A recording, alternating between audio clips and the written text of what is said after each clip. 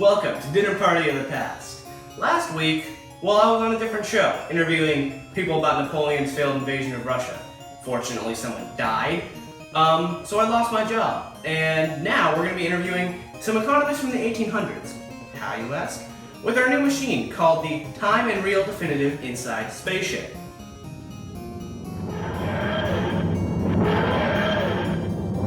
Karl Marx. What is this sorcery? Goes out there on protest, and now I'm in this mystical Yes, land. I know it's a little confusing. Just sit down. Just imagine this is all a dream. I'm gonna ask you some questions. Just sit down, okay? I believe next we have Adam Smith. Oh, okay. Hi, Adam. Just you can sit down, if you would please. I know you're confused. Just sit. I'm really confused. We are a little worried. Yeah. Okay. So next, if you could please, the time machine. Come on. I know y'all. Hello, David. Where am I? David. Yes. Has this world fallen into powder yet? No, it has not. Where am I? You are in the year 2015. You just came through a miraculous time machine. What happened to the 17th? You'll find out. Just imagine this is all a dream. Okay, next. Last one, Thomas Malthus. Could you please come through? Hello. Could you close the door behind you, if you please? Yes, that is our brand new time machine. It is beautiful. Yes, just continue closing the door. Come on. Sit down. Sit down. Okay. So, well, this is a dinner party, and I'm gonna be asking you guys some questions. Just imagine this is all a dream, and everything. Oh, okay. Yeah, everything should be fine. You again are in the future. I brought you about 250 to 200 years into the future. Okay, and I guess I should start asking the questions.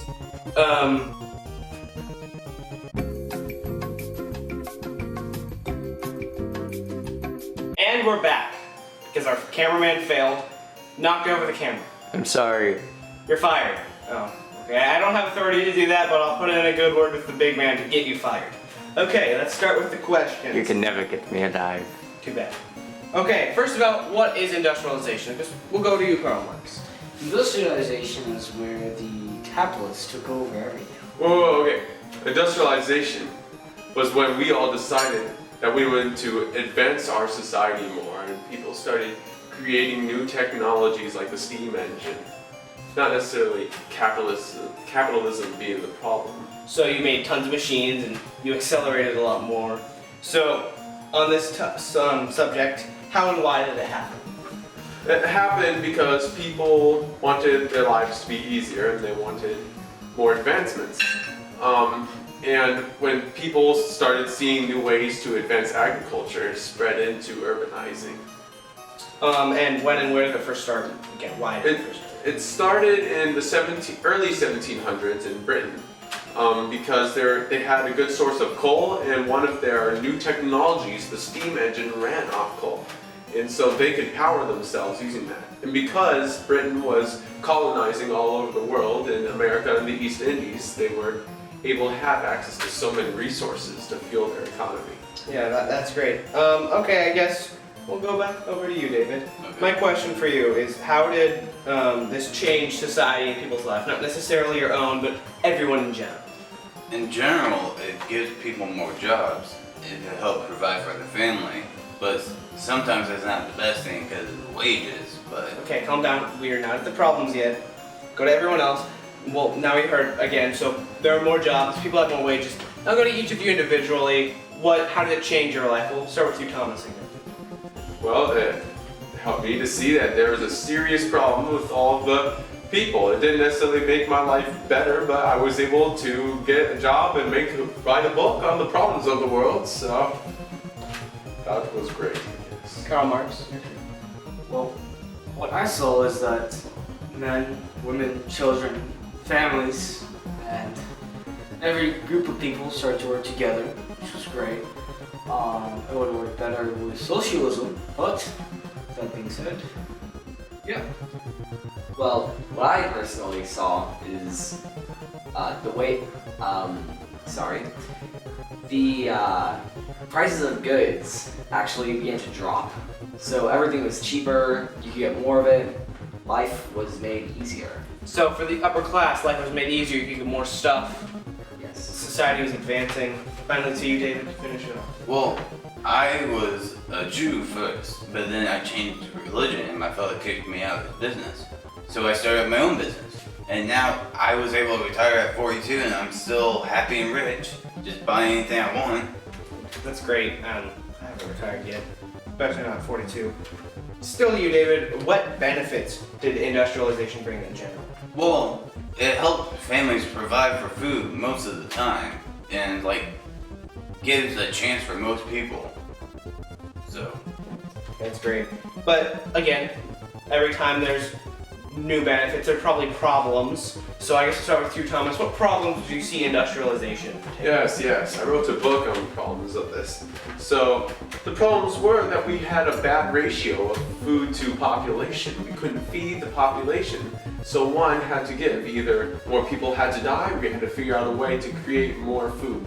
Because often people are just reproducing and having so many children that we couldn't keep up with the food and demand supply. That's tragic. I remember learning about that in 10th grade a while ago. Karl Marx, back to you. What was the question again? Oh, the question was, what problems did industrialization create for you? Some of the problems that it created was that, like he said, there was overpopulation, but not with just overpopulation. There were families not being able to get jobs once there were jobs created. Problem with capitalism. But, that being said, if you're able to create jobs for higher wages and keep the population down, I think that should happen. That's not the problem. The problem is that people are just getting left behind in industrialization. It's just their farm work has no place in these new ages. So Farm work is every place. Where do you think you Okay, get your no, food? stop arguing. Calm down. Okay, I guess, have we asked questions to you, David? No. Okay, you can finish it off. Well, our problem is the wages. They are going up and down constantly because we're getting too high of a population, too low of a population. It's just going too crazy. We just need like a proper solution for it. Okay, glad you brought this up. Good segue. So, what solutions you propose to the problems you all just told me, and what do you hope to expect happen? I guess after this, I'll tell you kind of what has happened, but what do you expect to have happened? How I think it should be done is through socialism. Socialism is based on creating a utopia where men, women, children, government, and state work together to create a better future. Okay? that is not how it works. Put the knife down. Put the knife down. We just need the government to stay out of economics. In order to create a better society, we must have complete free enterprise. Okay, those are opinions. Don't kill over it, okay? Thomas, back to you. Well, I thought that there would only be downsides, but I was hoping that if anything good should happen is that we should find a way to meet the food supply shortage. But I didn't see that happening. I saw that impossible, and I thought the only good thing that we could do is find a way to lower the population. Okay, so you guys stated your solutions. What do you hope to happen through your solutions? I guess. I hope for balance in wages because this hurts families a lot. And companies can't work like this if they have too little of wages or too much for a wage. It's just not balanced. Okay, Well, I believe that if the government stays out of our economics, if industrialization continues, business owners will make money as they deserve, and laborers will have their wages as they also deserve, and everyone will be happy. do you have any oppositions to that or any hopes you have? My hope is that there will be peace. Peace, and I'm assuming socialism everywhere? Everyone's equal? Everyone's equal. Okay, that's great. Okay, Thomas? Well, as I said, I hope that we can just Not all Creative- perish? what? Not all perish? Yes, we don't want to all perish, that's true, but I think just find a way to thrive somehow, because industrialization has a lot good starting for it and a lot of potential, but the side effects are very bad with the food shortage. I think that's a big issue. Okay, well, great talk. We're gonna go to commercial break, and during this commercial break, I'm gonna be talking to you guys some, and I guess I'll see you after the break.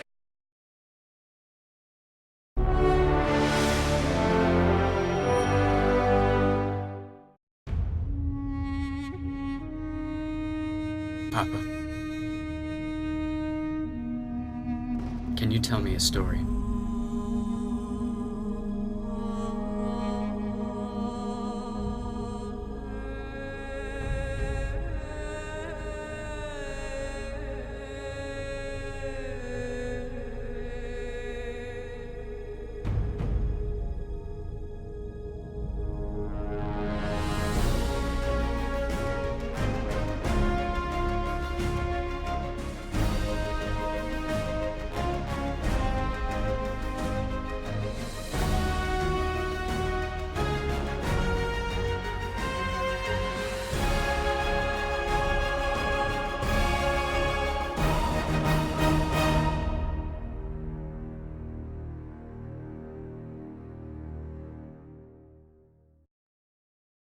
Now back to our questions. I informed you a little bit about the modern world. I know you're quite amazed at what happens in 200 years.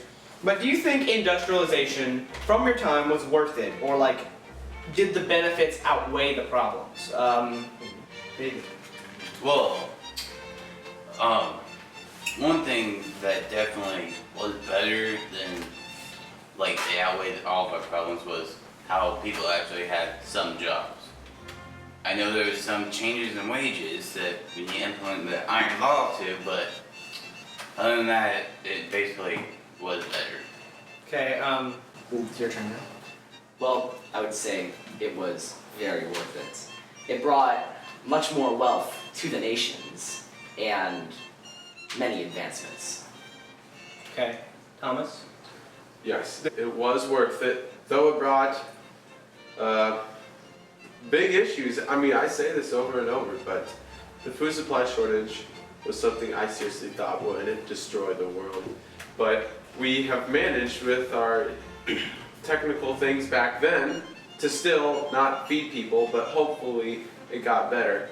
But I think it was worth it. It was very worth it to push our society to new heights, because we've been stuck in an age of, I'd say, the dark ages of little advancement to none for a long period of time. That's true. Okay, so during the commercial break, I told you something about modern society, as I said before. So what do you think of the world today? After that kind of answered, what's similar to 200 years ago, and what's different? I think just seeing the world today and seeing how it is now, I think it went in a good direction, especially because they seem to figure out how to get their agricultural problems together. They have advanced agricultural things that I don't even know how they do it, but they've managed to make enough money to supply people so they can use these camera things to record us wherever they are, and that scares me to death. But Sorcery. yes, it is It's sorcery. not sorcery. I think it is sorcery, and I don't know what to say. You guys you'll find out. Well, actually, you'll be dead.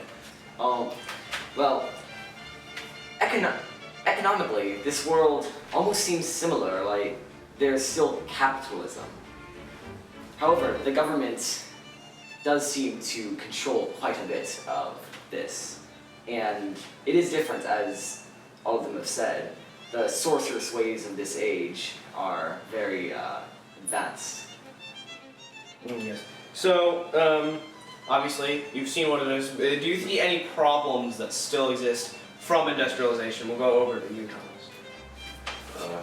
Well, I see the problem of factories specifically. They still work people extremely hard sometimes, and you have factories over in China and sweatshops, and people are getting work. And in this America, you have those Mexicans coming over and working in factories when they're not even allowed to be here. We need to build a wall. This wall would be huge and would keep them out. I feel like you. And the Chinese will look at the wall and be like, that is a wall, my friend. Exactly, Carl. Okay, you guys get a little overexcited. I should probably not have shown you any presidential debates. Okay, over to you. Well, the government is interfering far too much in this economy that you've showed me. Therefore, it's causing economic depressions. It's causing work shortages, low wages. Therefore, the government should just get out. Just get up. Yeah. Yes. Okay. That's fair, David. Well, the only problem I see with like America, for example, people are just not wanting to work. We have other people from different countries jumping over the border to work and take their jobs. That's the only problem I see. Okay, I definitely not have shown you any presidential debates. Okay, last question, guys. Then we'll go back. Okay, I'm sorry, the wine might not have been the best. What year is this? This was probably made during your time. What hopes and predictions do you have for the future? You stated some hopes and prediction earlier, so do you think they've come true? We should go through. I guess we'll go to Thomas. Well, I had a hard time foreseeing any good coming in the future. I could only see inevitable problem. I was actually surprised, and I'm glad to see that the people have figured out a way to fix this. Do you think we still will fall slowly into poverty and depression? Oh no, it's been actually a gradual incline actually in better societal situations in economical situations of being able to feed people, and we have less homeless. From what I've seen, I don't see homeless people who are dirty and beggars all across the street. It's actually quite nice. Okay, Not the ones that I saw on that so-called highway. Okay, calm down. Calm down. David. Whoa, what was the question again, Steve? Your hopes and predictions earlier, do you think any of them can come true? Yeah, I achieved balance for my wages. Very sweet. Tom. Yes, I do believe that my hopes and my dreams for what our future could be has spread. Socialism has spread to many countries in Europe, many countries in Asia, in Asia Minor. It is great and beautiful to see people living in peace and in a utopia. Okay. That's not how it works. It doesn't do that. Capitalism is spreading. And that is the example of capitalism. They point their finger and shout at your face. Okay, I guess just calm down. Okay. Capitalism has spread. It's everywhere. I rest my case. Okay, let's just take a final shot.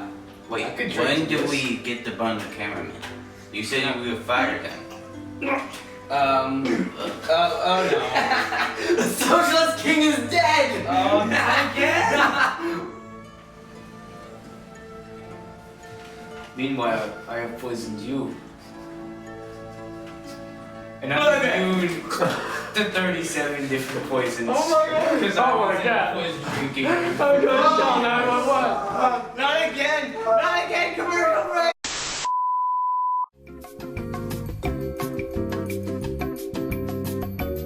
Well, there's another dead man, and I lost my job again. And now we have to bury a body. Okay. Hold up, wait. Hold on. Guys, does he look dead? We are gathered here today to mourn the death of poor Adam Smith, who died at the ripe old age of 292. We should have had the decency just to clean his face before we put him to his grave. I never said socialism was pretty.